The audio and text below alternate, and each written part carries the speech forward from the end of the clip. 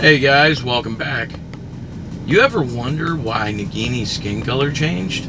Well, I think I have the answer. Before I really dive into this video, I have a question for you. What questions did you guys have about Nagini after Crimes of Grindelwald came out? Let me know in the comment section below. So, after Crimes of Grindelwald came out, obviously a lot of people learned something new about Nagini, that she was a maledictus, and so a lot of questions came up regarding her and her connection to Voldemort and all this. And you know, we see in Crimes of Grindelwald that she's not inherently evil, so everyone wants to know as much as they can know about Nagini. Well, I looked up the top 10 questions. Here they are.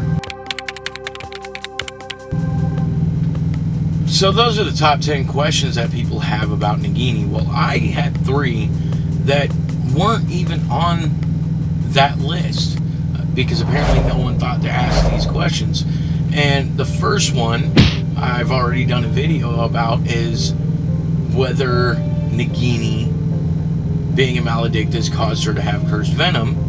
I'll leave the card at the end of the video, so just stay till the end.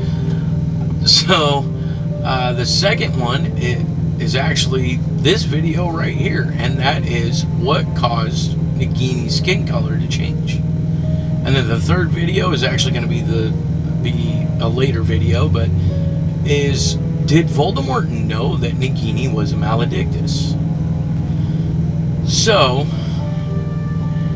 with all that being said, now, the first thing I want to do is I want to talk about the Horcruxes. I beg your pardon? Horcrux. I came across the term while reading, and I didn't fully understand it. I'm not sure what you were reading, Tom, but this is very dark stuff, very dark indeed. Which is why I came to you. A Horcrux is an object in which a person has concealed part of their soul. So, as you can see from that clip, you know, Horcruxes are just containers that hold a piece of, usually a dark wizard's soul. I mean, anyone can do it, but, you know, in order to create a Horcrux, you actually have to murder someone. So, really, it's just dark wizards that would make a Horcrux. So, anyways, you know, we know of 7 that Voldemort made. The Riddle, or not the Riddle, Riddle's Diary,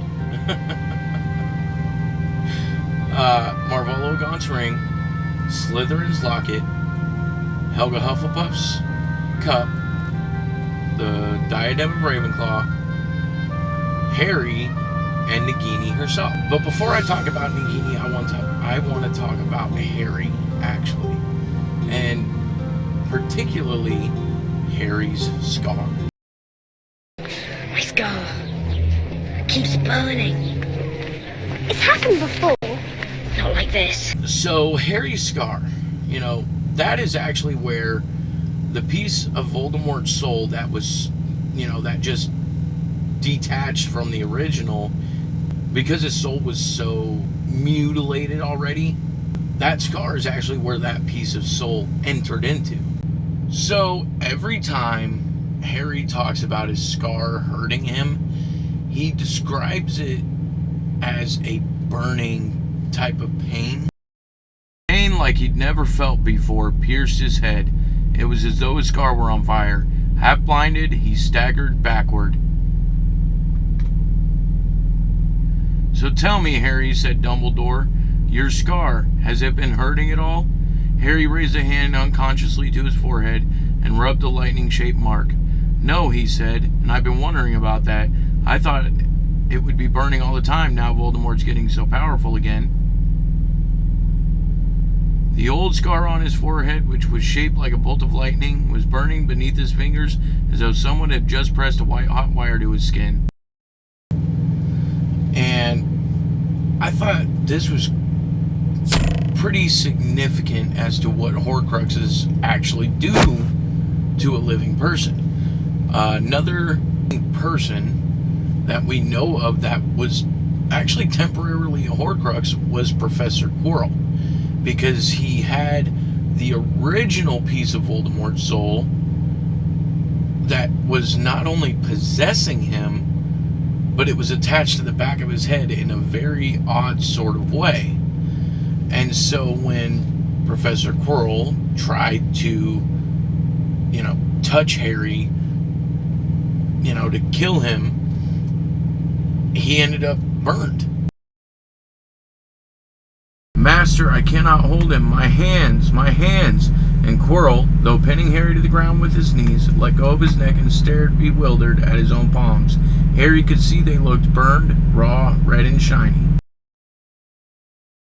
I thought that was pretty significant to,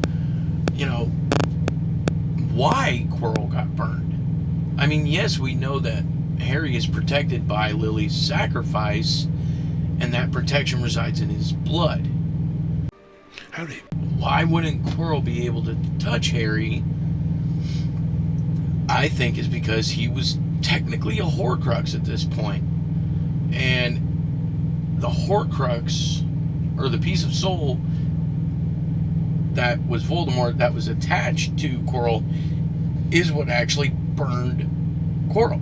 Because, without the Horcrux in there, whether he was being controlled by Voldemort or if he was working for Voldemort, he could touch Harry without being burned.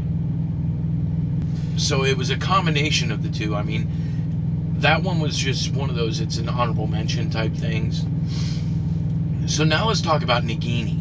So, Nagini was a Maledictus who, and we know she turns into a snake full time. Now, I know I've repeated this multiple times, but it's very important to remember. So, if you look at Nagini in Crimes of Grindelwald, which we know is a prequel, she looks like this. But then if you look at Nagini during the Harry Potter films, she looks like this. Something isn't matching up here. She's darker. I mean, yes, she's older. The age, will change, your snake's skin color. But also what does it is burns. And I thought that was very significant because the only other two people, living beings that we know of with a Horcrux, or that are Horcruxes, is Harry and Professor Quirrell. And both instances, they are burned. So this actually brings me to my last piece of evidence to support this entire theory, and that is this right here. I mean, just take a look at what Voldemort's piece of soul that was inside Harry, and this is the description that was in the books. It had the form of a small, naked child, curled on the ground, its skin raw and rough, flayed looking, and it lay shuddering under a seat where it had been left unwanted, stuffed out of sight, struggling for breath. So, with all of this evidence presented to you guys, I have a question for you. Do you guys think that the reason Nagini's skin color changed from this light brown to this darkish greenish brownish color, do you think the reason for the change was that she had Voldemort's Horcrux inside of her? Because I think it is. But let me know what you guys think down in the comment section below. Okay guys, if you've made it all the way with me to the end of the video, which I hope you have, you can check out this video here to find out whether or not Nagini has cursed venom, or you can check out this video here to find out whether or not Dumbledore drank a part of a Dementor. Until next time, I'm G.I. Jabs, and remember, theories are brain food.